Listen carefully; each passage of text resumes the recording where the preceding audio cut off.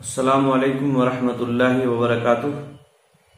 ان الحمد للہ والصلاة والسلام علی رسول اللہ، اما بعد۔ محترم ناظرین اکرام اور عزیز طلبہ، تقویت الایمان کے درس میں آپ کا خیر مقدم ہے۔ بات چل رہی تھی مشرکین کے شبہات کی، اور ان کا شبہ یہ تھا کہ وہ اللہ رب العالمین کو چھوڑ کر جو دوسرے معبودوں کی عبادت کرتے ہیں، یہ حقیقت میں انہیں شریک نہیں مانتے ہیں، بلکہ اللہ رب العالمین کے ہاں سفارشی سمجھتے ہیں، اور اس لیے ان سے مدد یا فریاد یا ان کی نظر و نیاز یا منتیں کرتے ہیں تاکہ یہ اللہ رب العالمین کا قریبی بنا دے۔ اللہ رب العالمین نے اسی بات کو جو وہ کرتے تھے شرک کہا قرآن مجید کے اندر، ان کی مذمت بیان فرمائی، اور مختلف دلائل اور براہین کے ذریعے سے اللہ رب العالمین نے ان کی اس سوچ اور ان کے اس شبہ کا ازالہ فرمایا۔ کئی آیات کے ذریعے سے یہ بات اس سے پہلے معلوم ہوئی۔ ایک اور آیت صاحب کتاب شاہ اسماعیل دہلوی رحمہ اللہ نے اپنی بات کی تائید میں پیش کی ہے۔ چنانچہ اللہ رب العالمین اس آیت کریمہ کے اندر ارشاد فرماتا ہے، اعوذ باللہ من الشیطان الرجیم، بسم اللہ الرحمن الرحیم، قل من بیدہ ملکوت کل شیء وہو یجیر ولا یجار علیہ ان کنتم تعلمون سیقولون للہ قل فأنا تسحرون۔ اس آیت کریمہ میں نبی اکرم صلی اللہ علیہ وسلم کو اللہ رب العالمین نے مخاطب کرتے ہوئے، آپ صلی اللہ علیہ وسلم سے خطاب کرتے ہوئے مشرکین مکہ سے ایک سوال پوچھا، اور پھر ان کا جو جواب ہونے والا ہے وہ جواب بھی اللہ رب العالمین نے یہاں نقل فرمایا ہے۔ چنانچہ اللہ رب العالمین ارشاد فرماتا ہے، قل، اے نبی اکرم صلی اللہ علیہ وسلم آپ کہیے، من بیدہ ملکوت کل شیء، کون ہے جس کے ہاتھ میں ہر چیز کا تصرف و اختیار ہے؟ ملکوت کل شیء، ہر چیز کا تصرف و اختیار ہے۔ کون ہے ایسی ذات، کون ہے ایسا شخص جس کے ہاتھ میں ہر چیز کا اختیار اور تصرف ہے؟ یہ آپ ان سے پوچھیں۔ وَهُوَ يُجِيرُ، اور وہ پناہ دیتا ہے، وَلَا يُجَارُ عَلَيْهِ، اور اس کے خلاف کسی کو پناہ نہیں دی جا سکتی ہے، یعنی اس کے مقابلے میں کوئی کسی دوسرے انسان کو پناہ دینا چاہے تو وہ پناہ نہیں دیا جا سکتا، اسے پناہ نہیں مل سکتی ہے۔ کون ہے ایسی ذات؟ ان کنتم تعلمون، اگر تم اچھی طرح سے جانتے ہو، اگر تمہیں معلوم ہے تو بتاؤ۔ یہ مشرکین سے سوال کرنے کے لیے کہا گیا نبی اکرم صلی اللہ علیہ وسلم کے ذریعے سے، اور وہ کیا جواب دیں گے اس کا ذکر اللہ رب العالمین نے اگلی ہی آیت میں فرمایا، سیقولون للہ، وہ ان قریب کہیں گے کہ یہ اختیار پناہ دینے کا اور اس کے مقابلے میں کسی کے پناہ نہ کرنے کا اور تمام طرح کے تصرفات ہر چیز میں اور اختیارات، یہ صرف اور صرف اللہ ہی کے لیے ہیں، للہ، اللہ ہی کے لیے، یعنی کسی اور کے لیے نہیں ہے۔ فَأَنَّا تُسْحَرُونَ، تو اللہ رب العالمین نے فرمایا تو یہ کہاں جادو کر دیے جاتے ہیں؟ جب یہ جانتے ہیں، جب انہیں معلوم ہے کہ یہ سارے تصرفات اللہ رب العالمین کے ہاتھ میں ہے، اس کے علاوہ کسی اور دوسرے کے اختیار میں یہ تصرفات نہیں ہیں، کوئی پناہ نہیں دے سکتا ہے، اس کے مقابلے میں وہی ہے جو پناہ دے سکتا ہے، تو پھر یہ دوسروں سے کیوں اس بات کی امید لگائے ہوئے ہیں اور ان سے کیوں نظر نیاز کر رہے ہیں؟ کئی باتیں اس آیت کریمہ سے معلوم ہوتی ہیں۔ ایک تو یہ کہ مشرکین مکہ جن ہستیوں کو عبادت کے لائق سمجھتے تھے یا جن سے نظر و نیاز کرتے تھے، جن کی پوجا کرتے تھے، وہ ان کو اللہ نہیں سمجھتے تھے اور نہ ہی اللہ رب العالمین کا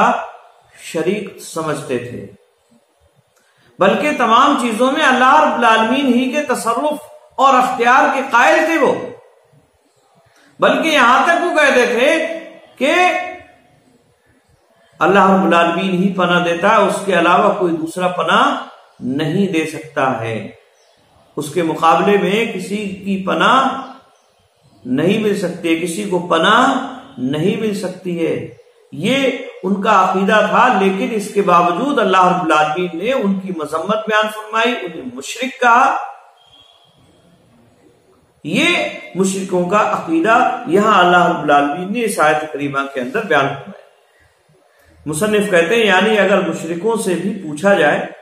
کہ کائنات عالم میں وہ کون ہے جس کا تصرف و اختیار ہے اور جس کے مقابلے میں کوئی کھڑا نہ ہو سکے، تو وہ اللہ ہی کو بتائیں گے۔ پھر غیروں کا ماننا دیوانگی نہیں تو اور کیا ہے؟ پھر غیروں کو ماننا دیوانگی، پاگل پن، جنون نہیں ہے تو پھر اور کیا ہے؟ معلوم ہوا کہ اللہ نے کسی کو کائنات میں تصرف کرنے کا اختیار نہیں بخشا اور نہ ہی کوئی کسی کا حمایتی ہو سکتا ہے۔ علاوہ اسی عہد رسالت کے مشرک بھی بتوں کو اللہ کے برابر نہیں جانتے تھے، یہ بات بھی معلوم، بلکہ انہیں اسی کے بندے اور مخلوق سمجھتے تھے، اور یہ بھی جانتے تھے کہ ان میں الہی قوتیں نہیں ہیں،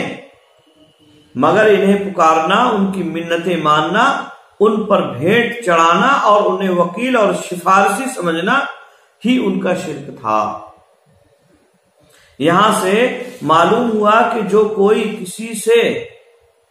ایسا ہی برتاؤ کرے اگرچہ اسے بندہ اور مخلوق ہی سمجھتا ہو، وہ اور ابو جہل دونوں شرک میں برابر ہیں۔ یہ بات یہاں اچھی طرح سے معلوم ہو جا رہی ہے۔ یعنی اگر کوئی آدمی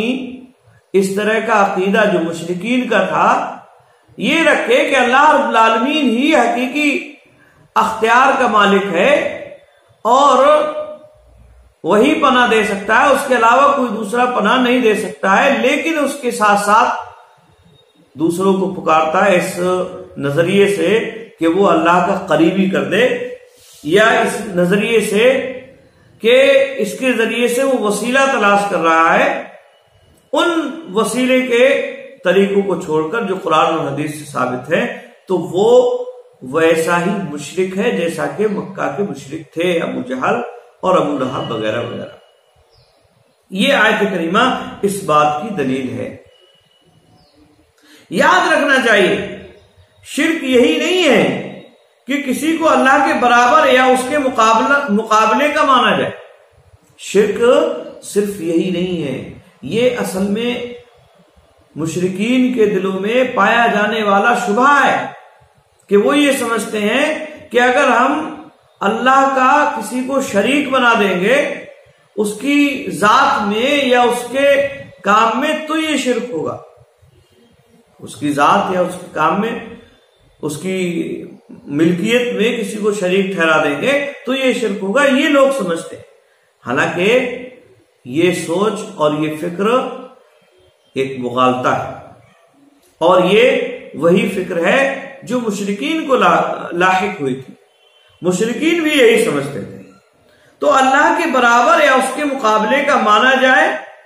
صرف یہی شرک نہیں ہے، بلکہ شرک یہ بھی ہے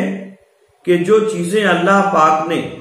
اپنی ذات والا صفات کے لیے مخصوص فرما لی ہیں اور بندوں پر بندگی کی علامتیں قرار دی ہیں، انہیں غیروں کے آگے بجا لایا جائے، مثلاً سجدہ، یعنی یہ اللہ رب العالمین نے اپنے لیے خاص کیا ہے کہ سجدہ اسی کے لیے کیا جائے۔ قرآن مجید میں کئی جگہ حکم دیا ہے وَاسْجُدُوا لِلَّهِ، اللہ رب العالمین کے لیے سجدہ کرو، تو یہ خاص ہے، اس نے اپنے لیے خاص کر لیا، کسی دوسرے کے لیے سجدہ کرنا یہ جائز اور درست نہیں ہوگا۔ اب اگر کوئی آدمی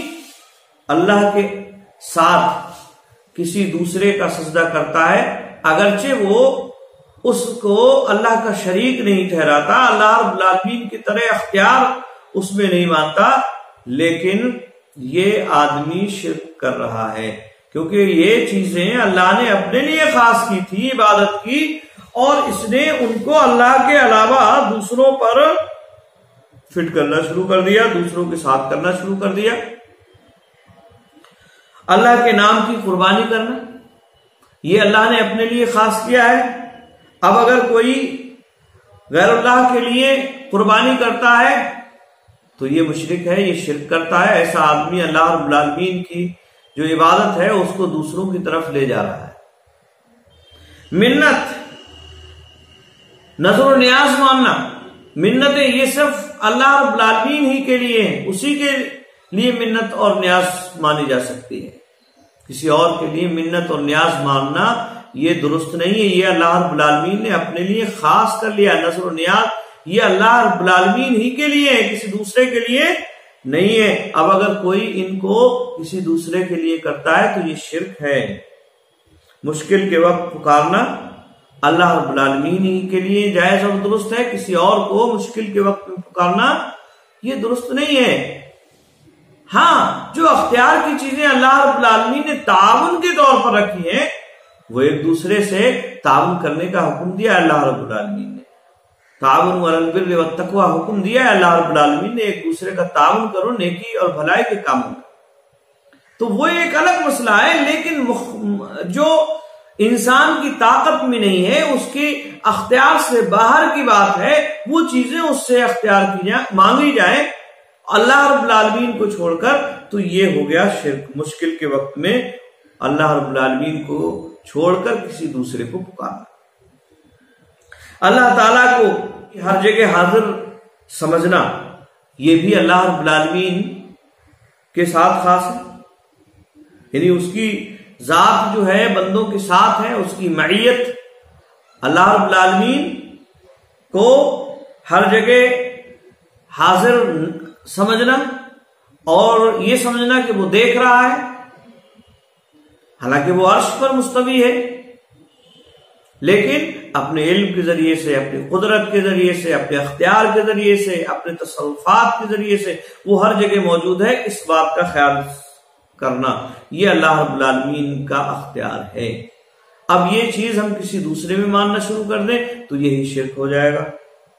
قدرت و تصرف وغیرہ میں دوسروں کا بھی کچھ حصہ مان جاننا، قدرت اور تصرف میں بھی کسی دوسروں کا کچھ حصہ جاننا، سب شرک کی مختلف شکلیں ہیں۔ مصنف کہتے ہیں یہ ساری شرک کی مختلف شکلیں ہیں۔ سجدہ صرف اللہ ہی کی ذات اقدس کے لیے مخصوص ہے، قربانی اسی کے لیے کی جاتی ہے، منت اسی کی مانی جاتی ہے، مشکل کے وقت اسی کو پکارا جاتا ہے، وہی ہر جگہ حاوی و نگراں ہے، وہی ہر جگہ حاوی اور نگراں ہے، اور ہر طرح کا تصرف و اختیار اسی کے قبضے میں۔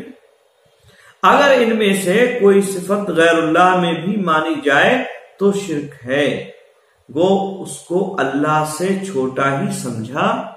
جائے اور اللہ کی مخلوق اور اس کا بندہ ہی مانا جائے۔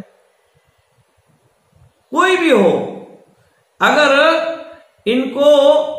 اللہ رب العالمین کے ساتھ مل کر پکارا جا رہا ہے اور یہ ساری چیزیں ان لوگوں کے ساتھ کی جا رہی ہیں، اگرچہ انہیں چھوٹا سمجھا جا رہا ہے، اگرچہ انہیں اللہ رب العالمین کے بعد سمجھا جا رہا ہے، پھر بھی یہ شرک ہے۔ ایسا کرنا